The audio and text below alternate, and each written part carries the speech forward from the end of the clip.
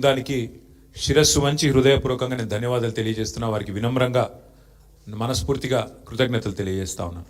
ఎన్నో కష్ట నష్టాల కోర్చి ఒకరిద్దరు కాదు, నిజంగా చెప్పాలంటే కొంతమంది తమ తమ వ్యక్తిగతమైన సమస్యలు ఉన్నా కూడా వాటన్నిటినీ పక్కన పెట్టి నిర్విరామంగా పనిచేసినారు. వారందరికీ పేరు పేరున హృదయపూర్వకంగా వినమ్రంగా నమస్సులు, వినమ్రంగా ధన్యవాదాలు. దాదాపు ప్రతి బూత్లో 407 బూత్లు ఉంటే ప్రతి బూత్లో మా జూబ్లీహిల్స్ స్థానిక నాయకత్వం చాలా అద్భుతంగా కష్టపడ్డారు. వారికి కూడా హృదయపూర్వకంగా నా ధన్యవాదాలు, హృదయపూర్వకంగా వారికి కూడా నమస్కారాలు. శ్రీమతి మాగంటి సునీత గోపీనాథ్ గారు అభ్యర్థి కొత్తదైనప్పటికీ, వారికి ఇదివరకు రాజకీయ అనుభవం లేకపోయినప్పటికీ వారు కూడా నిజంగా చాలా కష్టపడ్డారు. చాలా పెద్ద ఎత్తున వారు కూడా మరి పోరాటం కూడా చేసినారు. చివరి రోజు మరి ఏ రకంగా వారు పోరాడినారో మీరు అందరూ కూడా చూశారు. వారికి కూడా నా అభినందనలు. ఎందుకంటే కొత్త అభ్యర్థి అయినప్పటికీ, ఎక్కడా కూడా ప్రత్యర్థి ముఖ్యంగా అధికార పార్టీ అయినప్పటికీ, అధికార యంత్రాంగం మొత్తం ఉన్నప్పటికీ వారు కూడా మొక్కవోని ధైర్యంతో కొట్లాడినారు. సునీత గోపీనాథ్ గారికి మనస్ఫూర్తిగా నా అభినందనలు. అట్లాగే బీఆర్ఎస్ పార్టీకి మరి ఓటేసిన జూబ్లీహిల్స్ ప్రజలకి మరి చివరి ఓటింగ్ శాతం ఇంకెంత తెలియదు, బట్ చాలా గణనీయంగా గౌరవప్రదంగా మా పార్టీకి కూడా ఓట్లు వచ్చినాయి. మరి మాకు ఓటేసిన జూబ్లీహిల్స్ ప్రజలందరికీ కూడా పేరు పేరున వారికి కూడా కృతజ్ఞతలు. సరే, సహజంగానే ఒక రాజకీయ పార్టీగా ఎన్నికల్లో దిగినప్పుడు గెలుస్తామనుకొని దిగుతాం, గెలుస్తామనుకొని కొట్లాడతాం, గెలవాలని కొట్లాడతాం. అట్లనే కొట్లాడినాం.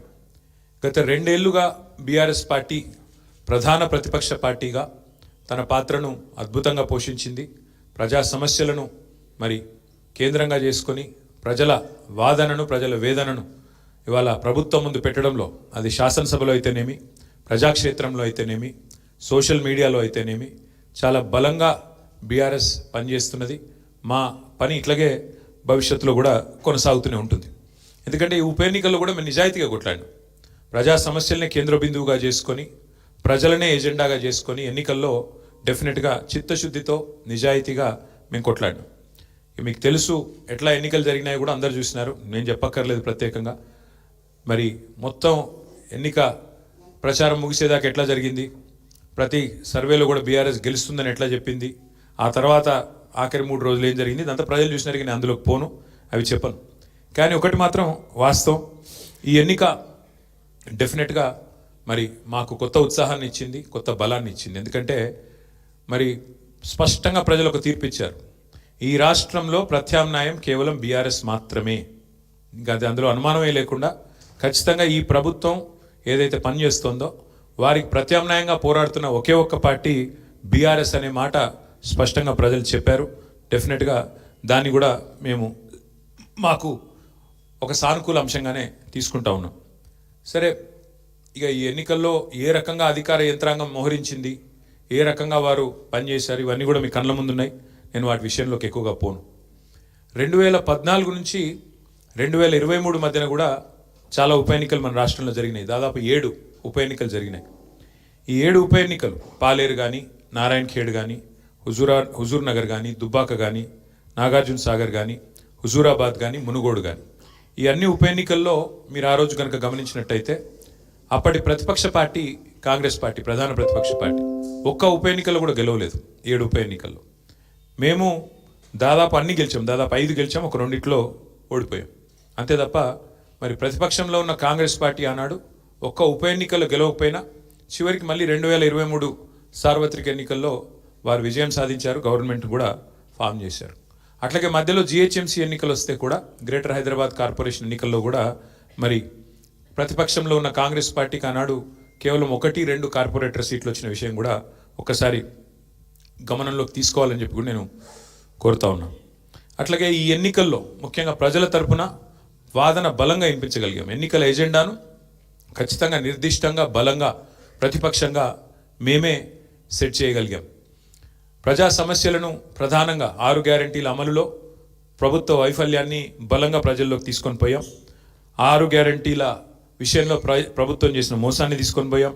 హామీల ఎగవేతను బాకీ కార్డుల రూపంలో ప్రధాన చర్చగా చేయగలిగాము. ఇది బీఆర్ఎస్ సాధించిన విజయంగా మేము భావిస్తా ఉన్నాం. అట్లాగే మేము అనవసరపు అంశాల జోలికి పోలేదు. కులము మతము వీటి పేరు మీద డైవర్షన్ రాజకీయాలు చేయలేదు. బూతులు అసలు మాట్లాడలేదు. ఆఖరికి ప్రభుత్వంలో ఉన్నవాళ్ళు ఫ్రస్ట్రేట్ అయిపోయి బూతులు మాట్లాడినా మేము మాత్రం బూతులు మాట్లాడలేదు. కేవలం ప్రజా సమస్యల గురించే మాట్లాడాం. చాలా హుందాగా ఈ ఎన్నికల్లో కొట్లాడినామని చెప్పి నేను అనుకుంటా ఉన్నాను. అట్లాగే జనాలకు అవసరమైన పాయింట్లు, ప్రజలకు అవసరమైన పాయింట్లను మాత్రమే చర్చకు పెట్టాం. కాంగ్రెస్ బీజేపీ ఎన్ని రకాలుగా మమ్మల్ని కవ్వించే ప్రయత్నం చేసినా సంయమనం కూడా పాటించాం. అట్లాగే మేమేం చేశాము, ఎందుకంటే ఒక 10 ఏళ్ళు ప్రభుత్వాన్ని నడిపిన ఒక జవాబుదారీ పార్టీగా, ఒక బాధ్యత గల ప్రతిపక్షంగా 10 ఏళ్ళు మీరు ఏం చేశారు జూబ్లీహిల్స్ కంటే 5,328 కోట్లతో అభివృద్ధి సంక్షేమ కార్యక్రమాలు చేశామని చెప్పి లెక్కల హితంగా లెక్కల సహితంగా మరి ప్రజల ముందు పెట్టాము. చాలా పారదర్శకంగా పనిచేశామని చెప్పి ఎన్నికలు కూడా పోయినాం. అట్లాగే కాంగ్రెస్ ఎగ్గొట్టిన వాటిని కూడా లెక్కలతో సహా ఇంటింటికి తీసుకొని పోయాం బాకీ కార్డుల ద్వారా. అట్లాగే ప్రజా సమస్యలు, బస్సు ఛార్జీల పెంపు మీద నిరసన చెప్పాము. బస్తీ దవాఖానాలు విజిట్ చేసి ప్రభుత్వ యంత్రాంగంలో చలనం తీసుకొచ్చాము. హైడ్రా విధ్వంసం మీద, ప్రభుత్వంలో ఉన్న పెద్దల ద్వంద్వ ప్రమాణాల మీద, డబుల్ స్టాండర్డ్స్ మీద కూడా ప్రభుత్వాన్ని ఎండగట్టగలిగాం.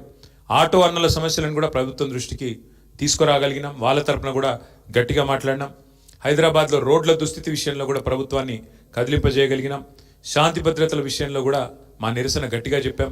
ఈ రకంగా ప్రజా సమస్యలనే కేంద్ర బిందువుగా మా పార్టీ ఎన్నికల ప్రచారాన్ని చాలా హుందాగా నిర్వహించింది. తద్వారా ప్రభుత్వం కూడా మాట్లాడక తప్పని అనివార్యత కల్పించాం.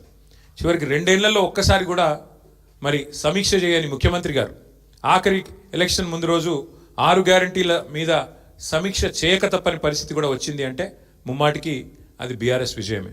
అట్లాగే 2 ఏళ్లుగా మైనారిటీకి మంత్రివర్గంలో స్థానం లేదు.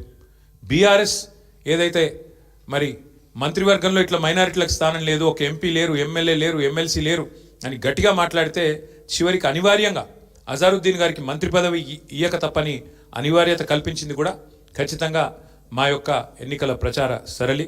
తప్పకుండా ప్రధాన ప్రతిపక్షంగా మరి మా బాధ్యత మేము నిర్వర్తించినాం. సరే, సహజంగానే ఒకటి మాత్రం ఉంది, గెలుపు ఓటములు పెద్దలు కేసీఆర్ గారు ఎప్పుడు చెప్తుంటారు, గెలవాల్సింది పార్టీలు కాదు, గెలవాల్సింది ప్రజలు అని. మేము కూడా మనస్ఫూర్తి కోరుకునేది ప్రజాస్వామ్యంలో చర్చ జరగాల్సిందే, మీడియాలో జరగాల్సిందే, బయట జరగాల్సిందే, తప్పకుండా ప్రజల్లో కూడా జరగాల్సిందే. ఈ ఎన్నిక ఎట్లా జరిగింది అనే విషయంలో కూడా చర్చ జరగాలి. ఎందుకంటే ఈరోజు కాదు, మేము 4 రోజుల ముందే చెప్పాం ఎన్ని రకాల అక్రమాలకు కాంగ్రెస్ తెరలేపిందో చెప్పాం. అభ్యర్థి యొక్క సొంత తమ్ముడికి 3 ఓట్లు ఉన్న విషయాన్ని మీ ముందు పెట్టాం. ఆధారాలతో సహా మేము స్పష్టంగా మీ ముందు బయట పెట్టాం. ఎన్నికల కమిషన్ అడిగాం, కోర్టుకు పోయాం. ఎన్ని ప్రయత్నాలు చేయాలో అన్ని ప్రయత్నాలు పారదర్శకంగా ఫ్రీ అండ్ ఫెయిర్ ఎలక్షన్ కోసం జరగాలని ప్రయత్నం చేసినాం. షెడ్యూల్ వచ్చిన నాటి నుంచి పోలింగ్ డే దాకా ఏమేం జరిగినాయో, ఎన్ని రకాల అక్రమాలు, ఎన్ని రకాల అవకతవకలు, ప్రలోభాలు, ఎన్ని రకాల ఒత్తిళ్లు, ఇవన్నిటి మీద కూడా చర్చ తప్పకుండా జరగాల్సిందే. ఏదేమైనప్పటికీ సరే, అల్టిమేట్గా ప్రజాస్వామ్యంలో ప్రజా తీర్పు శిరోధార్యం. తప్పకుండా మరి వాళ్ళ మేము కూడా ఓట్లేసిన ప్రజలకు ధన్యవాదాలు చెప్తున్నాం. అట్లాగే మిగతా వారికి కూడా మేము విజ్ఞప్తి చేస్తూ ఉన్నాం.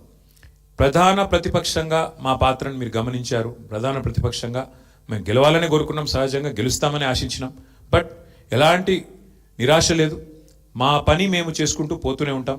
ఎందుకంటే 2 ఏళ్లుగా లగచర్ల కావచ్చు, హైడ్రా బాధితులు కావచ్చు, మూసీ బాధితులు కావచ్చు, 6 గ్యారంటీల విషయంలో బాకీ కార్డుల రూపంలో కావచ్చు, ప్రజల తరపున గొంతు ఎత్తడంలో, అట్లాగే మా మీద జరిగే దుష్ప్రచారాన్ని తిప్పికొట్టడంలో శాసనసభ వేదిక కానీ బయట కానీ బ్రహ్మాండమైన పాత్ర పోషించాం. రేపటి రోజున కూడా అట్లాగే ముందుకు పోతాం. మరి మా కార్యకర్తలకు కూడా నేను చేసే విజ్ఞప్తి, సన్నద్ధం అవుదాం. అన్ని రకాలుగా ప్రజాక్షేత్రంలో మనం ఈ ప్రభుత్వాన్ని నిలదీయడంలో సఫలమైనాం. ముఖ్యంగా మా సోషల్ మీడియాలో పనిచేసే మా తమ్ముళ్ళు చెల్లెళ్ళకు కూడా నేను హృదయపూర్వకంగా అభినందనలు చెప్తా ఉన్నాను. సోషల్ మీడియాలో మీరు చేస్తున్న పని, మీకు ఎవరికి నేనేమి పార్టీ తరపున జీతం ఇవ్వడం లేదు, మీకు ఎవరికి నేను ఇచ్చేదేమీ లేదు. అయినప్పటికీ వాలంటరీగా పార్టీ మీద ఉన్న ప్రేమతో, నాయకుడు కేసీఆర్ గారి మీద ఉన్న అభిమానంతో మీరు చేస్తున్న కృషి, మీరు చేస్తున్న పని ఏదైతే ఉన్నదో మనస్ఫూర్తిగా నేను మీకు కూడా ధన్యవాదాలు తెలియజేస్తా ఉన్నా. అట్లాగే మా పార్టీ కార్యకర్తలకు, మరి మా గులాబీ కుటుంబ సభ్యులందరికీ నేను చేసే ప్రార్థన, దీంతో మనం నిరాశపడవలసిన అవసరం లేదు, బాధపడవలసిన అవసరం లేదు. తప్పకుండా ముందుకు పోదాం. అట్లా అనుకుంటే ఇవాళ జాతీయ స్థాయిలో కూడా మీరు చూసినట్టయితే మరి కాంగ్రెస్ పార్టీ బీహార్లో తన ఉనికిని కోల్పోయే పరిస్థితి ఉన్నది. కాబట్టి ఇవన్నీ సహజం, గెలుపులు ఓటములు సహజం. దీన్ని ఏదో పెద్ద సెట్ బ్యాక్ లాగా చూసుకోవాల్సిన అవసరం లేదు. తప్పకుండా మరింత బలంగా వద్దాం, ముందుకొద్దాం. ఒక రబ్బర్ బంతిని గోడకేసి కొడితే ఎట్లయితే తిరిగి బలంగా వెనుకకు వస్తుందో అట్లా మనం కూడా తప్పకుండా తిరిగి వెనక్కి వద్దాం. పెద్దలు కేసీఆర్ గారు తిరిగి రాష్ట్రానికి ముఖ్యమంత్రిగా మళ్ళీ బాధ్యతలు చేపట్టేదాకా ఎవరి శక్తి మేరకు వారు శక్తి వంచన లేకుండా కష్టపడదామని చెప్పి మా నాయకులు కార్యకర్తలకు మళ్ళొకసారి ధన్యవాదాలు తెలియజేస్తూ కష్టించి పనిచేసిన మా నాయకత్వం మొత్తం కూడా ఇక్కడ ఉంది. ఒక ఇద్దరు గురించి నేను ప్రత్యేకంగా చెప్పాలి. హరీష్ రావు గారు మధ్యలో పాపం వారి తండ్రి అనుకోకుండా అకాల మరణం జరిగింది. అయినప్పటికీ ఆయన ఇవాళ కూడా పూజలో ఉన్నారు. ఈ నిమిషానికి కూడా పాపం వారి తండ్రి గారికి సంబంధించిన స్వర్గపాత్రకు సంబంధించిన పూజలో ఉన్నారు. అయినప్పటికీ ఇంట్లో ఉండి కూడా ఆయన కూడా చాలా కష్టపడ్డారు. వారితో పాటు ఇంకా చాలామంది మా రవీంద్రరావు గారు మా ఎమ్మెల్సీ వారి సొంత అన్నగారు చనిపోయినారు. అన్నగారు చనిపోతే కూడా ఉదయం పోయి సాయంత్రం వచ్చినారు. అంటే అంత కమిట్మెంట్తో మా నాయకత్వం పనిచేసింది. అట్లా ఇంకెంతోమంది ఉన్నారు. నేను ఒకరిద్దరు పేర్లు చెప్తున్నాను, ఏమనుకోవద్దు. ఎంతోమంది నాకు తెలిసిన 2 ఎగ్జాంపుల్ చెప్పినాను. ఇంకెంతోమంది తమ తమ కుటుంబాలను వదిలేసి దీపావళి కూడా పోకుండా మా నాయకులు హైదరాబాద్లోనే ఇక్కడే ఉండి దీపావళి పండుగ కూడా పోకుండా కుటుంబంతో ఉండకుండా జూబ్లీహిల్స్ నియోజకవర్గంలోనే మకాం వేసి పనిచేసినారు. వాళ్ళందరికీ కూడా నేను శిరస్సు వంచి ధన్యవాదాలు తెలియజేస్తా ఉన్నా. సరే, దీన్ని ఒక చిన్న సెట్ బ్యాక్గా చూస్తాం తప్ప ఇంకోటి కానీ కాదని మళ్ళొకసారి తెలియజేస్తూ పత్రికా మిత్రులు కూడా అందరు సహకరించారు, మా ఇంటర్వ్యూలు తీసుకున్నారు, ప్రజల వాణిని కూడా వినిపించారు. మీకు కూడా ప్రత్యేకంగా మీడియా కూడా ధన్యవాదాలు తెలియజేస్తూ మీ అందరికీ నమస్కారం. Thank you. ఏమైనా అడగదలుచుకుంటే అడగచ్చు, లేదంటే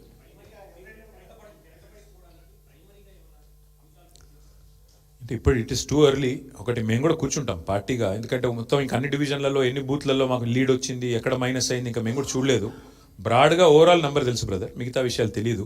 కూర్చుందాం, రేపు ఎల్లుండి సావధానంగా కూర్చుంటాం. మా నాయకత్వం మొత్తం పనిచేసింది. సీనియర్లు మంత్రులుగా పనిచేసిన వాళ్ళు కూడా 10 బూత్లకు ఒకరు ఇన్ఛార్జ్గా తీసుకున్నారు. ఇప్పుడే ప్రశాంత్ రెడ్డి గారు చెప్తున్నారు నాకు, అన్న మా షేక్పేట్లో మా 10 బూత్లలో నా దగ్గర మాత్రం 1100 మెజారిటీ వచ్చిందని చెప్పి ఇప్పుడే ప్రశాంత్ రెడ్డి గారు చెప్తున్నారు. విశ్లేషించుకుంటాం అట్లా ఎట్లెట్లా క్లస్టర్ల వారీగా ఎక్కడెక్కడ ఏం జరిగింది చూసుకుంటాం, సమీక్ష చేసుకుంటాం, డెఫినెట్గా ఆత్మవిమర్శ చేసుకుంటాం. ఎందుకంటే ప్రజలు మరి అల్టిమేట్గా ఎందుకు మొగ్గు చూపారు కాంగ్రెస్ పార్టీ వైపు అనేది కూడా మేము కూడా విశ్లేషించుకోవాలి, ఆత్మవిమర్శ చేసుకోవాలి. తప్పకుండా ఏదైతే ఉందో మా పోరాటం మాత్రం కొనసాగుతుంది. ప్రజా సమస్యల మీద, ప్రభుత్వం మీద, ప్రజలకిచ్చిన హామీలు నెరవేర్చే అంశంలో మాత్రం డెఫినెట్గా మా పోరాటం కొనసాగుతుంది. మిగతా అన్ని విషయాలు చర్చించడానికి బోలెడ్ టైం ఉంది. తప్పకుండా అన్ని కూడా ఆలోచించి నిర్ణయం తీసుకుంటాం. అది హైదరాబాద్లో మొదటి నుంచి ఉంది బ్రదర్ అది. కాకపోతే ఒకటి మాత్రం మా వాళ్ళు నాయకులందరూ చెప్తుంది ఏంటంటే, దాదాపుగా మనం ఇప్పుడు 48.4% మీద ఓటింగ్ అయిందని చెప్తున్నారు. కానీ వాస్తవంగా చూస్తే 70% ఓటింగ్గా చూసుకోవాలి. ఎందుకంటే అంటే చాలా ఓట్లు షిఫ్ట్ అయిన ఓట్లు ఉన్నాయి. కొన్ని అసలు ఓటర్లు పేరుకు లిస్టులో ఉన్నా అక్కడ ఓటర్లు లేరు. కాబట్టి ఒక రకంగా చెప్పాలంటే 65-70% ఓటింగ్ అయినట్టు అనుకోవాలి మనం. కాబట్టి ఓటింగ్ నార్మల్ కంటే పెరిగింది, కానీ ఇంకా పెరిగింటే బాగుండేది అనే భావన ఉంది. ముఖ్యంగా కాలనీల్లో కొంత పెరిగింటే బాగుండేది, జరగలేదు. దానికి కారణాలు పలు రకాలుగా ఉన్నాయి. బట్ చూడాలి, భవిష్యత్తులో అన్న మారుతుందేమో చూడాలి.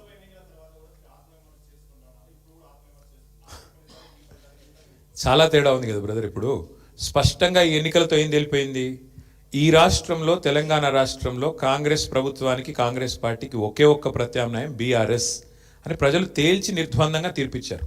దాదాపు నాకున్న అవగాహన మేరకు మాకు 38-39% ఓటు వచ్చినట్టుంది. ఇప్పుడు కూడా ఇంకా ఫైనల్ అయినట్లేదు.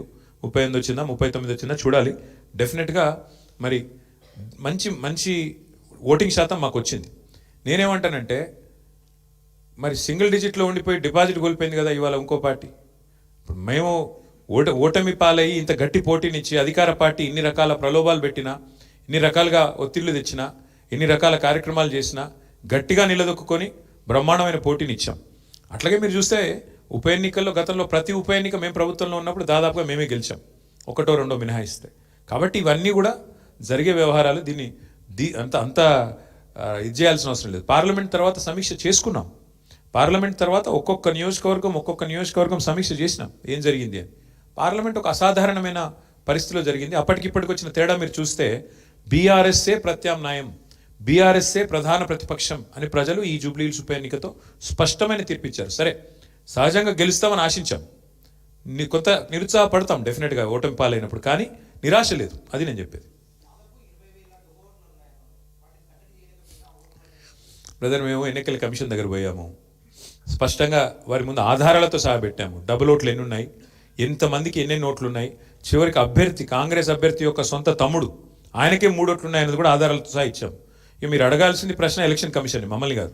ఎందుకంటే వాళ్ళు చేయాల్సిన పని వాళ్ళు చేయకపోతే మీరు మమ్మల్ని అడిగితే మేము ప్రధాన ప్రతిపక్షంగా పోటీ చేశాం, వ్యవస్థలో ఉన్న లోపాలు ఎత్తి చూపాము, జరుగుతున్న అన్యాయాల అరాచకాలు మా అభ్యర్థి, చివరికి దొంగ ఓట్లు వేస్తున్నారని మా అభ్యర్థి పోలింగ్ రోజు కూడా పోరాడారు. మీరు చూశారు మీ కళ్ళ ముందు మొత్తం కాంగ్రెస్ వాళ్ళు గుంపులుగా వేల మంది ఒక దగ్గర చేరి దొంగ ఓట్లు వేస్తుంటే మా అభ్యర్థి పట్టించారు. మరి పోలీసు వాళ్ళు ఏం చేస్తున్నారు, ఎలక్షన్ కమిషన్ ఏం చేస్తున్నది, ఇవన్నీగా అందుకే అంటున్నా చర్చ జరగాల్సిందే. ఏ రకంగా అధికార యంత్రాంగం పనిచేసింది, ఏ రకంగా ఎలక్షన్ కమిషన్ పనిచేసింది, ఇవన్నీ మీ ముందు ఉన్నాయి. ఈసారి ఇప్పుడు నేను ఓటమికి నేను సాకులు వెతకట్లేదు, నేను వాస్తవాలు మీ ముందు పెడుతున్నాను. ఎలక్షన్ ముందు పెట్టాను, ఎలక్షన్ తర్వాత చెప్తున్నాను. ఏదేమైనప్పటికీ మేము మాత్రం డెఫినెట్గా ప్రజల్లో ఉంటాము, ప్రజలతోనే ఉంటాము. ప్రజాక్షేత్రంలో ప్రజల సమస్యలే ప్రధాన ఇతివృత్తంగా ముందుకు పోతాం, ప్రజల కోసం పోరాడుతూనే ఉంటాం, ముందుకు పోతూనే ఉంటాం. Thank you. మరి ఇప్పుడు అల్టిమేట్గా ఎలక్షన్ ఫలితం వచ్చిన తర్వాత ఏం జరగబోతుంది, రేపు ఏమేం జరగబోతుంది, ఇంకా 3 ఏళ్ళు ప్రభుత్వం ఉంటుంది అంటున్నారు. సో మరి ఆ 3 ఏళ్ళు ఏం జరగబోతుంది చూద్దాం. ఎందుకంటే అల్టిమేట్గా ఈ ప్రభుత్వం తన వైఖరి ఏమైనా మార్చుకోదా, మళ్ళీ శని ఆదివారాలు పేదల కొంపలు కూలగొట్టే పని చేస్తూనే ఉంటుందా చూస్తాం. మేము చూస్తాం, మీరు చూస్తారు. ప్రధాన ప్రతిపక్షంగా మా పాత్ర మాత్రం మేము బలంగా పోషిస్తాం. ప్రజల్లో మాత్రం ఎక్కడా తగ్గకుండా ప్రజల తరపున మాట్లాడుతూనే ఉంటాం. ఈ విషయంలో మమ్మల్ని ఏ రకమైన వారు ప్రయత్నాలు చేసినా మా గొంతు మాత్రం నొక్కలేరు, ఇది మాత్రం పక్కా. ఇప్పుడు మీరు చూస్తే పశ్చిమ బెంగాల్లో బీజేపీ నుంచి పోయి ఆయన ఎమ్మెల్యే గారు ముకుల్ రాయ్ అని తృణమూల్ కాంగ్రెస్లో చేరారు. హైకోర్టే కొట్టేసింది, ఆయన డిస్క్వాలిఫై చేసింది. మరి పశ్చిమ బెంగాల్లో జరిగింది ఇక్కడ కూడా జరుగుతుందని మేము కూడా ఆశిస్తున్నాం. ఎందుకంటే న్యాయమే కదా. యాంటీ డిఫెక్షన్లా దేశమంతా ఒకటే ఉంది, బెంగాల్కు వేరే లేదు, తెలంగాణకు ఇంకోటి లేదు. కాబట్టి మేము కూడా ఆశిస్తుంది ఏంటంటే ఇక్కడ కూడా 10 ఉప ఎన్నికలు జరుగుతాయని ఆశిస్తున్నాము. అయితే ఇక్కడ గమ్మత్ ఏంటంటే ఒక్క ఉప ఎన్నికకే మరి ఇంత అపసూపాలు పడ్డారు కాంగ్రెస్ వాళ్ళు. మరి 10 ఉప ఎన్నికలు వస్తే వాళ్ళకి ముచ్చెమటలు బట్టి మరి రాహుల్ గాంధీని, ఇంకా ఇందిరాగాంధీని, ఇక సోనియా గాంధీని అందరిని దించుతారేమో చూడాలి. కాబట్టి మేమైతే ధైర్యంగా లోకల్ బాడీ ఎలక్షన్ వచ్చినా ఉప ఎన్నిక వచ్చినా అన్నీ ఎదుర్కొంటాం. మాకు కొత్త ఏం కాదు, ఇది 2001 నుంచి కొట్లాడుతూనే ఉన్నాం, భవిష్యత్తులో కూడా కొట్లాడతాం. మాకు ఎన్నికలేం కొట్లాడడం కొత్త కాదు, గెలుపులు ఓటములు అన్నీ చూసాం మేము. ఆ స్థితప్రజ్ఞత మాకుంది. మరి కాంగ్రెస్ వాళ్ళు ఒక్క దెబ్బకే ఒక్క ఉప ఎన్నికకే ముఖ్యమంత్రి కాలికి బల్బం కట్టుకొని వెంకటగిరి బస్తీలలో కూడా తిరిగిండు. మరి 10 ఉప ఎన్నికలు వస్తే మరి ఏం చేస్తారో చూడాలి. Thank you. అవును, ఎవరన్నారు? నీకు పేపర్ లీక్ అయిందా? నేనేమంటా, వస్తే కొట్లాడతాం, ఏమున్నది బ్రదర్ అలా. ఇప్పుడు అల్టిమేట్గా కంటోన్మెంట్ ఉప ఎన్నిక ఒక అసాధారణమైన పరిస్థితిలో జరిగింది. అందులో మాకు 3వ స్థానం వచ్చింది. ఈరోజు మరి ఈ ఎన్నికల్లో మేము గౌరవప్రదంగా మాకు దాదాపు 38-39% ఓటింగ్ వచ్చింది. 38-39% ఓటింగ్ అంటే కూడా తక్కువేం కాదు ప్రతిపక్షంలో. సరే, సహజంగా పోటీ చేసినప్పుడు గెలుస్తామనే కొట్లాడతాం, గెలవమని ఎందుకు అనుకుంటాం? సరే, జరిగింది ఏందో మీరు చూసిండ్రు కదా, ఇప్పుడు మీ మీడియాలో చూపెట్టారు, నేను చెప్పుడు కాదు కదా. ఎన్నికల రోజు ఎట్లా విచ్చలవిడిగా ఏమేం చేసిరో మీరు చూసిండ్రు. ఎన్నికల కమిషన్ ఎంత అట్రఫ్లాప్ అయిందో మీరు చూసిండ్రు. ప్రజాస్వామ్యాన్ని ఎట్లా అడ్డంగా తుంగలో దొక్కిరో మీరు చూసిండ్రు. కానీ ఇవేవి మా ఓటమి కారణమని నేను చెప్తలేను, ఇవన్నీ జరిగినాయని చెప్తున్నాను అంతే. ప్లస్ ఒక్కొక్కరికి ఎన్ని ఓట్లు రాయించారు అది కూడా చూసిండ్రు. కాబట్టి ఇన్ని ఉన్నాయి కాబట్టి నేనేమంటున్నా అంటే దీని మీద చర్చ జరగాలి, భవిష్యత్తులోనే చర్చ జరగాలి. ఏదేమైనప్పటికీ we're thankful to the people of Jubilee Hills, we're certainly thankful to the people of Telangana for continuing to affirm their faith in the leadership of KCR garu. We will fight on public issues, we will fight on all people's issues till such time as KCR garu once again leads the state of Telangana, and we will continue to do our job as the principal opposition. Thank you. Congress మీకు కనబడతానే ఉంది కదా brother. Last 2 days వచ్చి, last 3 days వచ్చి హడావుడి చేసి ఎవరికి సహకరించడం మీకు కనబడతానే ఉంది. ఆర్ఎస్ బ్రదర్స్ బాగానే వర్కౌట్ అయినట్టుంది. ఆర్ఎస్ బ్రదర్స్ యొక్క మంచి సహకార మిత్రమండలి ఏదైతున్నదో బాగానే వర్కౌట్ అయినట్టుంది. మరి చూడాలి. మిగతా విషయాలన్నీ మీరు విశ్లేషించండి. ఇక మీరు ఉన్నారు కదా, మరి రేపు ఎల్లుండి మీరేం రాస్తారు అన్నీ మేమే చెప్తే. Thank you.